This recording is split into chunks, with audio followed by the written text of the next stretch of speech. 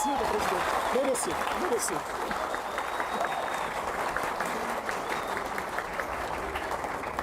Eu não tenho muitas palavras, porque eu não acho que eu mereço isso. Oi, pessoal. Aqui é a Nath, criadora do canal Ruptura Brasil. Por aqui vocês vão encontrar política sem filtro, sem censura e sem mimimi. Se você também gosta desse tipo de conteúdo, já se inscreve no canal, deixe seu like e compartilha com quem também acompanha a política. Agora bora lá pro vídeo. Muito obrigado. Obrigado. A pergunta do cidadão e a resposta do Renan, ela me fez lembrar uma história. Eu estava de oficial de serviço na Brigada Militar, entendeu? E fui chamado para um assalto, a mão armada com reféns. Eu cheguei muito rápido no local e o bandido não hesitou, presidente. Ele pegou uma balconista como refém e colocou o revólver engatilhado na cabeça dela. Senhoras e senhores, a elite de eleitores gaúchos e brasileiros que aqui está, eu não hesitei um segundo, presidente. Meu irmão aqui, policial, eu me apresentei para o bandido, imediatamente ele tirou o revólver da cabeça da refém e colocou na minha. Prestes a puxar o gatilho, presidente, eu disse, se tu puxar o gatilho, tu irá morrer, porque tu não sairá. A tua melhor opção é se render. Ele se rendeu e a brigada, presidente, me honrou com uma medalha por ato de bravura. Eu não fiz mais nada do que a minha obrigação.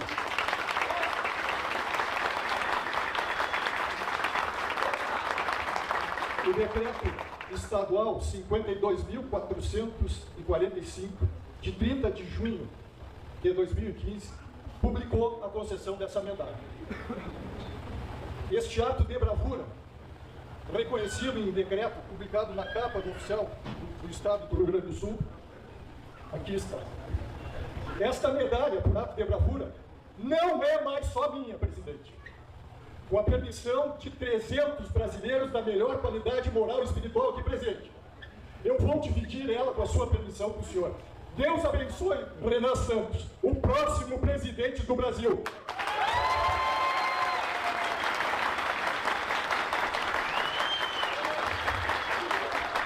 A bravura deste jovem de 42 anos, de espírito milenar, esta bravura, esta coragem dele, é muito maior do que eu entendo como merecedor dessa medalha. Com a sua permissão, presidente.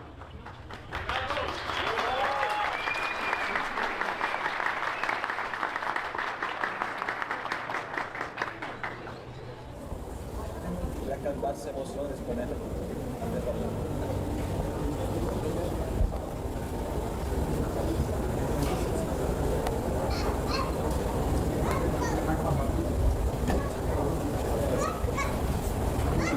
Presidente, para se ver a medalha. Medalha merecida, presidente. Merecido, merecido.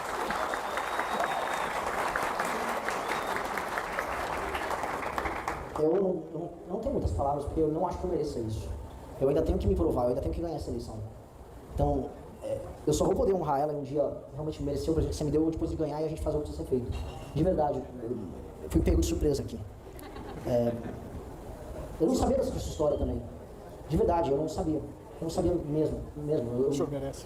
Eu não mereço, assim, de verdade, mas eu vou fazer merecer, porque acho que é isso que importa. Acho que o que você está fazendo aqui não é um prêmio pelo que eu sou, mas um desafio porque eu preciso ser. Muito obrigado, de verdade, de coração.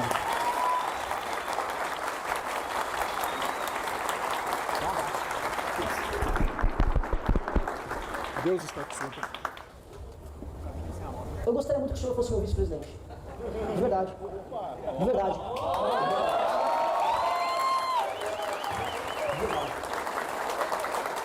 De verdade. Eu aceito a missão.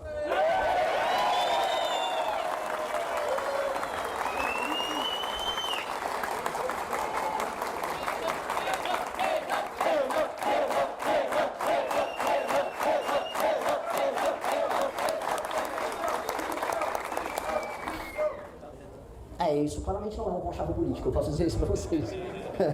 Acho que é uma das coisas mais espontâneas que a gente fez, mas que história, que momento, eu não sei o que dizer, eu realmente não sabia dessa história, e isso só joga um peso ainda maior naquilo, tudo que a gente está fazendo. Muito, muito, muito maior. Vocês têm ideia, a gente não pode perder. A gente não pode perder. Não pode, não. Nós não podemos e não vamos. Nossa, dou outro abraço.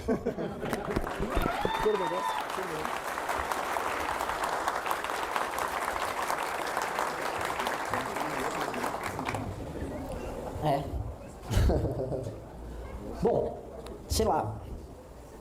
Poxa. Fiquei um pouco constrangido. Vamos para a próxima pergunta. Mais. Boa noite, Renan.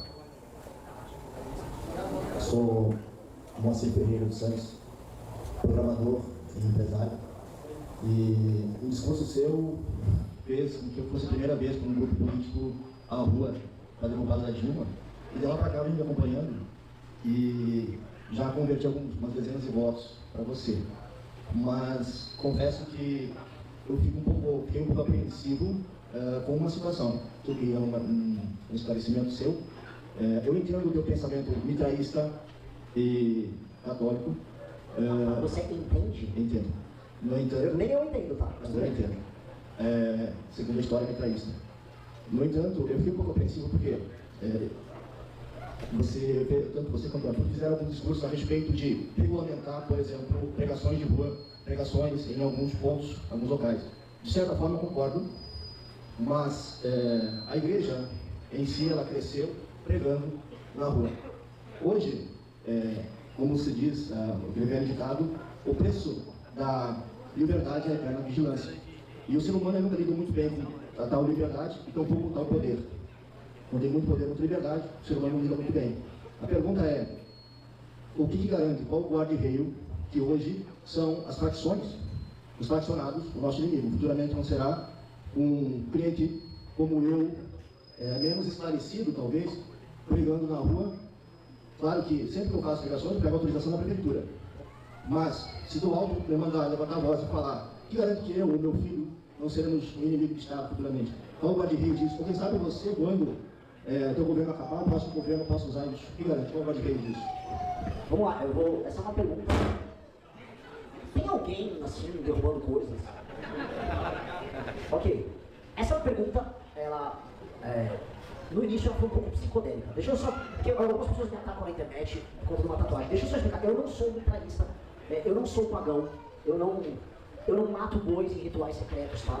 Por mais bizarro que eu tenho que explicar uma tatuagem. Eu acho aquela tatuagem legal. Eu falo de história, eu falo de história antiga. Muitas pessoas têm estátuas gregas ou deuses gregos tatuados. Isso não significa que eles estão cultuando Deméter ou a deusa Atena. Significa apenas que eles acham aquilo legal na tatuagem. E não há como conjugar catolicismo contra o mitraísmo, porque não existem históricos. O que seria o verdadeiro culto mitraísmo? Estou falando agora quando uma pessoa gosta de história. Isso é apenas uma tatuagem. Não precisa procurar muito se faz uma tatuagem. Mas alguém veio aqui e tatuou uma índia. Muitas pessoas tatuam um índio. Cara, não quer dizer que uma pessoa está buscando uma ancestralidade de uma tribo Apache. Às vezes é só uma índia bonita que outra pessoa tatuou. Então não tem muito significado. Agora vamos para a outra parte da sua pergunta.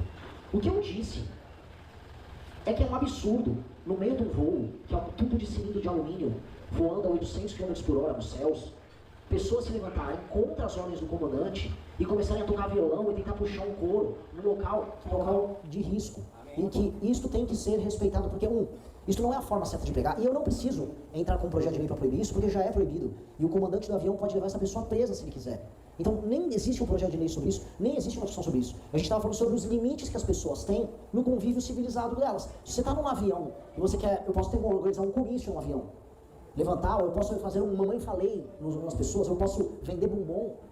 É absurdo apenas. Então não existe uma discussão sobre os limites disso. Eu nem acho que você deva, para pregar na rua, precisar de autorização da prefeitura. Eu não acho que isso sequer é necessário. E outra coisa, comparar isso com o direito penal do inimigo, que equipara... Não, mas pelo amor de Deus, o direito penal do inimigo vai equiparar facções criminosas, devidamente catalogadas, que negam a existência do Estado, fazem ocupação territorial, que eliminam pessoas que estão em processo constante de violação de direitos humanos. Eu não conheço uma igreja que esteja fazendo isso. Não, veja só. O Canadá pode fazer o que o Canadá quiser e que eu acho errado. Agora, mesmo isso, eu só explicar uma coisa, não é direito penal do inimigo.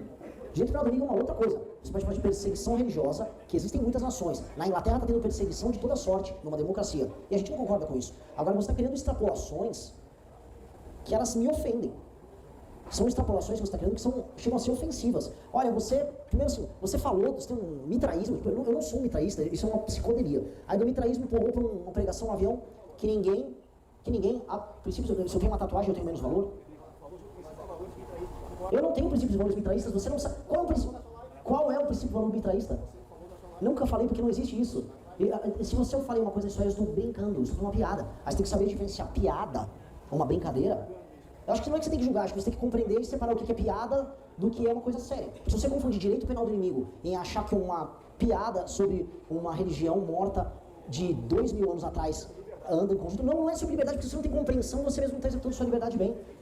Ter a compreensão da realidade é sobre isso. Então, a real é que a tua pergunta não fez sentido, com todo o respeito. E não tenha que ter medo de nada, porque não haverá absolutamente nenhum tipo de perseguição religiosa. A única coisa que vai haver agora falando sobre igrejas. Igreja corrupta, os seus pastores também podem ser presos. Amém. Né? Igreja envolvida no escândalo do Banco Master, seus pastores serão presos. E isso não é direito penal do inimigo, isso é direito penal. Tá? Isso não é direito penal, é direito penal. Então, é só para deixar claro que na lei dos homens, nem todos estão acima da lei dos homens. Agora, para representar e para poder exercer a palavra de Deus, todos serão livres. Isso nunca foi objeto de discussão da nossa parte. É isso. Obrigado.